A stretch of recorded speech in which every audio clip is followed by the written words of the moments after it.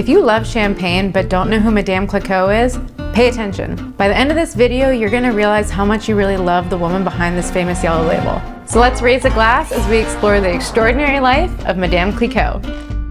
The French word veuve, Veuve Clicquot Ponsardin. Veuve Clicquot, Veuve Clicquot Ponsardin. The French word veuve translates to widow, and that's where the story really begins. Barbe Nicole Ponsardin married Francois Clicquot in essentially what was a business deal between their fathers. Their families were textile titans in Reims, France, but Francois took an interest in the smaller part of their family business, wine. So the newly wedded couple learned the wine trade together, and their newfound passion for winemaking grew into a true partnership. Unfortunately, the Napoleonic Wars dampened the demand for sparkling wine. Their business stalled and was on the brink of collapse. And after only 6 years of marriage, Francois Clicquot became ill and died, leaving Barbe Nicole a widow, or veuve. Now, Madame Clicquot could have easily called it quits, lived off her inheritance, and taken it easy. But nope, she popped the cork and got to work. She made the bold decision to continue the business on her own, and she even doubled down. She asked her father-in-law to make an investment at the risk of her own inheritance. He agreed under the condition that she went through an apprenticeship, after which she would be able to run the business herself. But even after 4 years, the business was still broke. So one last time, she asked her father-in-law for an additional investment. Knowing the end of the Napoleonic Wars were near, he agreed. Barbe Nicole was staring down the barrel of bankruptcy and decided to roll the dice big time.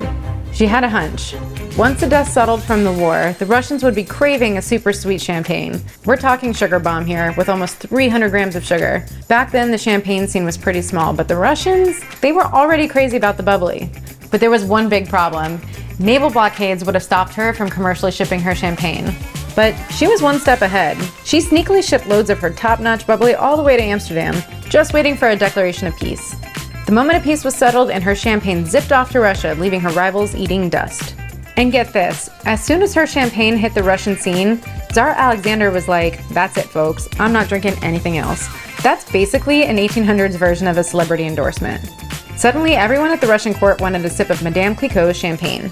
This audacious woman took her wine business from near bankruptcy to a global success, just because she was absolutely fearless and not to mention a marketing genius.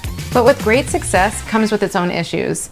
Now that she created such a large demand for her bubbly, how does she keep up with orders? Before I answer that question, make sure to like this video and subscribe to our channel. So back then, champagne wasn't this crisp, clear bubbly you see in front of me. It was actually really cloudy, and that was due to the fermentation process. They'd add sugar and yeast to still white wine, which kicked off a second fermentation in the bottle. The yeast munched on the sugar and voila, alcohol and fizzy carbon dioxide bubbles. But here's the snag. Once the yeast has done its job, it dies, leaving you with your sparkling wine having a bunch of dead yeast floating around. Which isn't exactly appetizing, it kind of looks like murky swamp water. The old school solution to this was to transfer the wine from one bottle to another, trying to leave that yeast behind, but it would hurt the bubbles in the process. Madame Clicquot, being the clever cookie she was, thought there's gotta be a smarter way to do this. So she came up with a genius plan. Instead of transferring wine to a different bottle, she figured out a way to keep it in the same bottle and still get rid of the yeast. She'd turn the bottles upside down and give them a gentle twist.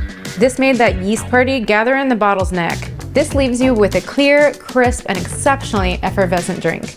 And this game-changing move called riddling is still how major champagne producers do it today. In summary, Madame Clicquot was more than just a widow running a champagne house. She was a visionary, an innovator, and a downright business badass. So next time you hear the pop of a champagne cork, raise a glass to the grande dame who made it all possible.